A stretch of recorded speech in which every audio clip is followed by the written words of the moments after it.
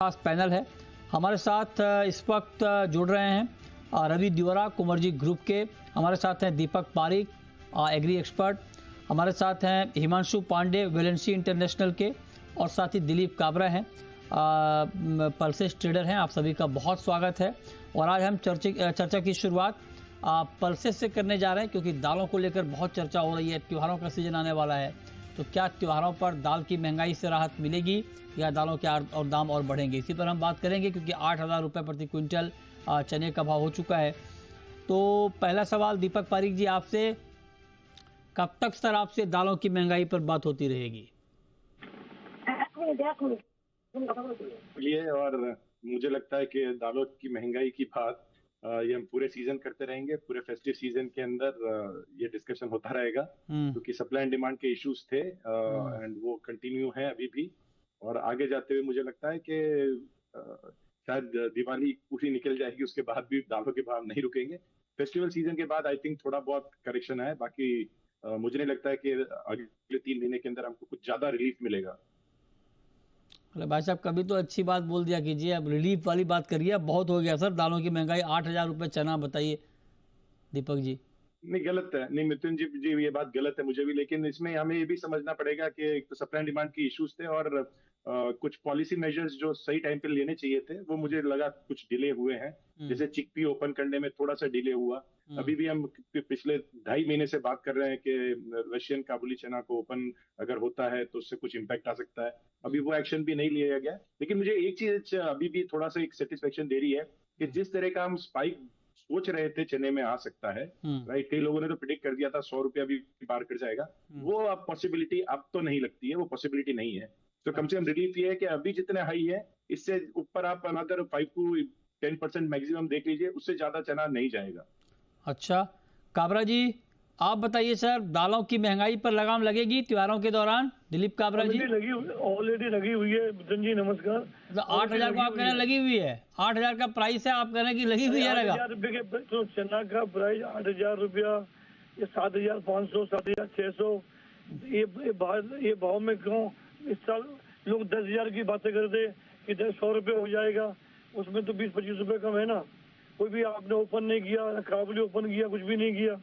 ये लो पीस का price already वहाँ पर $380, जो 450 में लोगों ने ट्रेड किया था तो $375 हो गया। मार्केट ऑलरेडी फॉरेन में तो काफी दबी हुई है।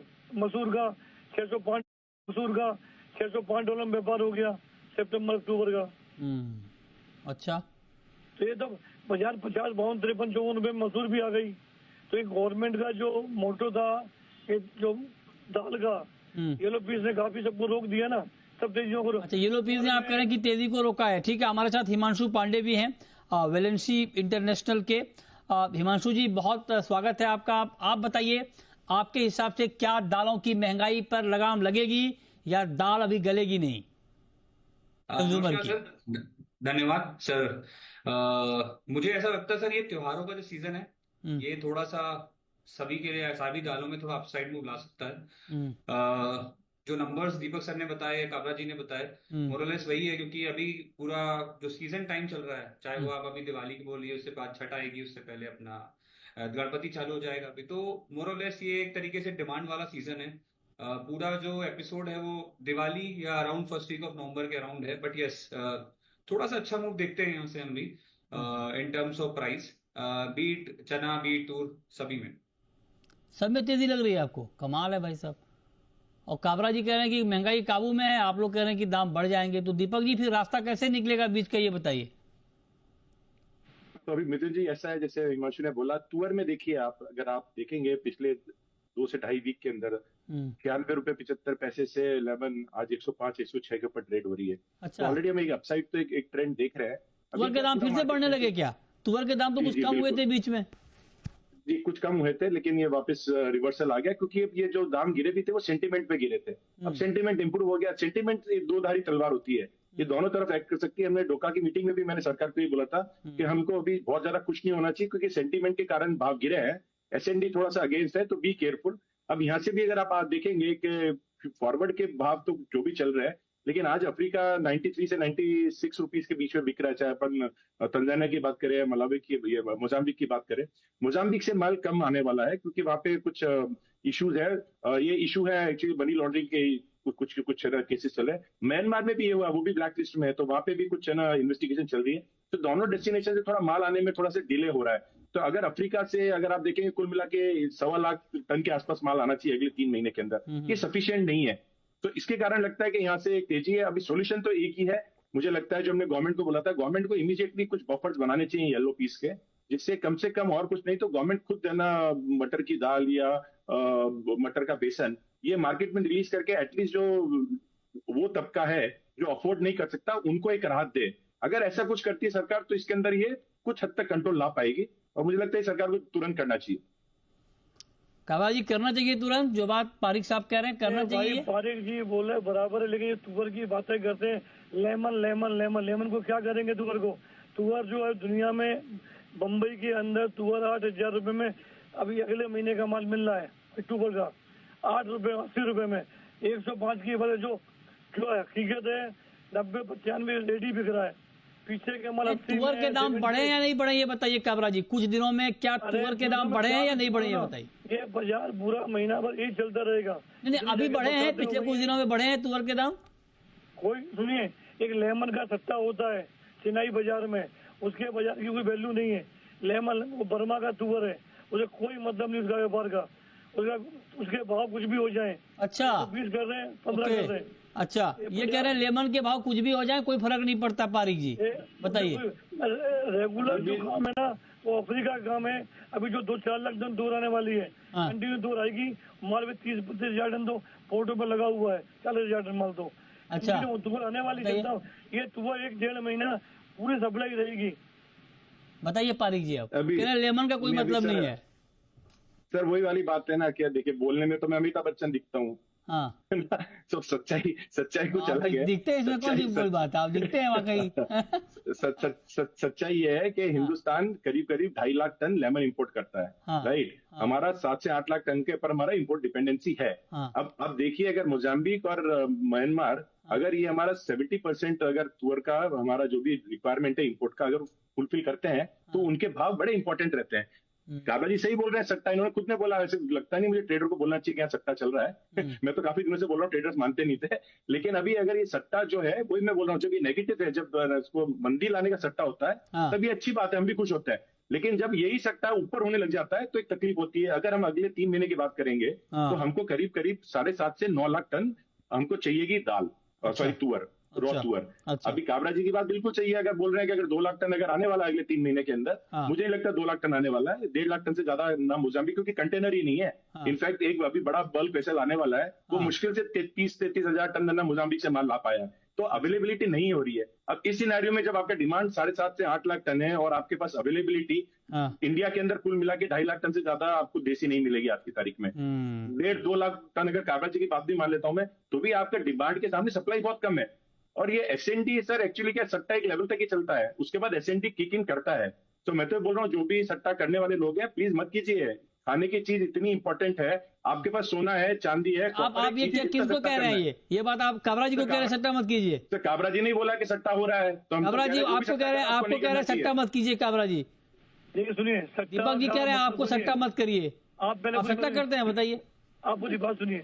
सट्टा करिए अपन एक बात सिंपल जानते हैं कि लेमन के बाजार से तुअर नहीं चलती है। ये बिना, ये तो क्या है, सबको अपना अपना पोजीशन दिखाना है कि मैं बता रहा हूँ। ये गवर्नमेंट को बिना डिस्टर्ब करना है। आप पारिक साहब को कह रहे हैं कि इनको दिखाना है कि मैं उनके लिए बात कर रहा हूँ। किन के लिए बात कर रहे हैं? गवर्नमेंट का सुनिए, कोई बोलता है रात को ड्यूटी एलोपेशन ड्यूटी लग जाएगी, कभी बोलता है इसमें ड्यूटी लगे। ये दिन भर बाजार का जो ट्रेडर का मूवमेंट है, मैं सिंपल बात जानता हूँ कि ड्यूटी गवर्नमेंट ने जो सोचा था वो गवर्नमेंट की प्राइजें इस साल क्रॉप ऑलरेडी कम है तो सबको मालूम है। ये गवर्नमेंट की जो पॉलिसी थी येलो पीस की मजदूर जो काम हुआ है उससे बाजार रुक गया है। कोई पल्सेज में लंबी चौड़ी तेजी आने वाली अभी है नहीं। 2-5 रुपए की तेजी मध्य पल्सेज में मामूली बात है, आना जाना। वो कह रहे हैं कि सट्टा, मतलब वो कह रहे हैं कि सट्टा नहीं करना चाहिए, आपकी तरफ इशारा कर रहे हैं दीपक पारीक। सट्टा अब तो आज भी नहीं करते, कल भी नहीं करते, हम तो करते हैं। हमारे भाइयों क्यों लड़ा रहे हो? मैं तो बोला, कामराज जी ने बोला लोग सट्टा मैं लड़ा नहीं रहा हूँ भाई, बात तो सामने निकल के आनी चाहिए ना। हम तो वो कह रहे हैं कि ट्रेडर अगर खुद कह रहा है सट्टा हो रहा है तो आप लोगों को कोशिश करनी चाहिए कि ऐसे लोग सट्टा नहीं कर पाए। हम तो इतना सा रिक्वेस्ट कर रहे हैं। ठीक बात है। अच्छा, सट्टा वट्टा भी होता नहीं है, व्यापार है, सट्टे का काम कैसा है अपन बोलते रहे। अच्छा, अब मैं आता हूँ पारिक साहब। हिमांशु जी, आप जरा बताइए, दिलीप काबरा जी कह रहे हैं कि लेमन तुअर के इंपोर्ट से कोई फर्क नहीं पड़ेगा ज्यादा, दीपक पारीक जी कह रहे हैं फर्क पड़ेगा। आप बताइए, आप बीच का रास्ता बताइए, फर्क पड़ेगा नहीं पड़ेगा? हिमांशु। फर्क बिल्कुल पड़ेगा, लेकिन मैं एक बात कहूंगा, अभी एक्चुअली क्या है, अगर अपन जो बीच का जो टाइम है, जो अभी अप टिल नवंबर है, जो आपका, या फिर कह लीजिए 30 अक्टूबर है, ये आपका जो टूर आ रहा है मेनली अफ्रीकन रीजन से आ रहा है। और मैं बेसिकली ध्यान सबका केंद्रित उधर भी करना चाहूंगा। एक बड़ा इंपॉर्टेंट पॉइंट दीपक सर ने बोला था, कंजेशन एट द पोर्ट। अभी कितने भी लोग माल ला रहे हैं, वहां पे कंटेनर्स की अवेलेबिलिटी का बहुत बड़ा चैलेंज है। तंजानिया कह लीजिए, किसी भी स्टेट कंट्री में कहिए, बहुत ही मुश्किल हो रहा है वहां से कंटेनर मूव करना। अवेलेबिलिटी नहीं है, माल मूव नहीं हो पा रहा, मटेरियल भी है। पहली चैलेंज ये थी। दूसरी चैलेंज ये थी कि वहां पे इस बार जो टीएमएक्स का इंक्लूजन हुआ एक्सचेंज का, उस वजह से आप सोर्सिंग थोड़ा सा ट्रांसपेरेंट भी हुई, और मैक्सिमम टाइम डिस्पैरिटी में थी इंडिया से। अगर आप उसके रेट्स कंपेयर करें तो अगर इंडिया का भाव जो था उसके सामने वहां पे जो तंजानिया टूर थी या तंजानिया चना था, दोनों ही डिस्पैरिटी में थे। तो ये दो फैक्टर्स थे। I would consider congestion at the port जो अभी जो चल रहा है वो एक बहुत बड़ा फैक्टर है, जो लॉन्गेटिविटी आपका मटेरियल को स्ट्रेच कर रहा है, जो अभी आना चाहिए था टू नेक्स्ट मंथ, और फिर वो स्पिल ओवर और होगा। अच्छा, अभी भी हमें शिपमेंट्स अगर हमें मिल रहे हैं तो even when we are bringing it is becoming very difficult for us also कि हमें वहां पे कंटेनर्स की अवेलेबिलिटी नहीं मिल रही। ओके। और स्पिल ओवर ऐसा है कि जितना भी चीज है, सबको पता है कि जो ये विंडो है वो 30 अक्टूबर या दिवाली या फर्स्ट वीक ऑफ नवंबर तक मोटा मोटा है, सब यही एंटिसिपेट कर रहे हैं। अगर उसी एंटिसिपेशन को सही माने तो स्पिल ओवर काफी ज्यादा जाएगा नवंबर सेकेंड वीक में, अगर हम विद द क्रॉप साइज जो वहां पे पड़ी है। तो ये एक थोड़ा सा फैक्टर था। इस वजह से जो इवनली हमें नवंबर में मिलना था या अक्टूबर में मिलना था वो नहीं आ पा रहा है, और यही एक सबसे बड़ी समस्या है। ठीक है, मतलब आप लोग कह रहे हैं कि थोड़ी दिक्कत है इंपोर्ट में। लेकिन अब मैं आता हूं दूसरे पॉइंट पे, आखिरी राउंड है।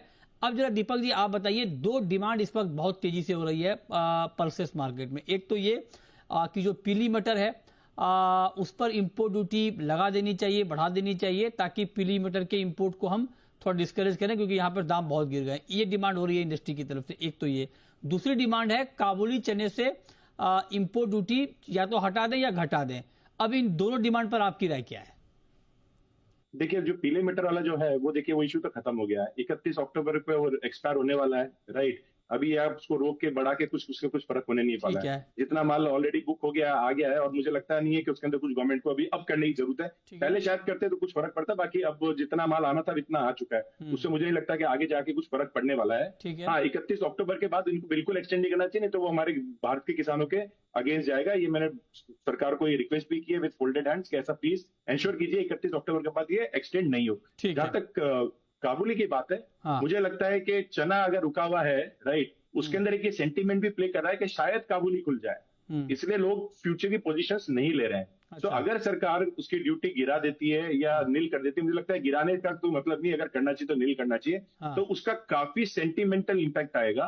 और करीब करीब 3 लाख टन जितना अगर चना आता है, राइट, तो डेफिनेटली अगर आपका टोटल डिमांड देखेंगे करीब करीब बना 22 से 23 लाख टन का डिमांड होगा, उसमें कुछ ये योगदान देगा प्राइस को कंट्रोल करने के लिए। तो मुझे लगता है गवर्नमेंट को तुरंत जितना जल्दी हो सके ये ड्यूटी को हटा देना चाहिए। काबरा जी, आप एग्री करते हैं दीपक पारीक जी से? वो कह रहे हैं कि काबुली चना से इंपोर्ट ड्यूटी तत्काल प्रभाव से खत्म कर देनी चाहिए।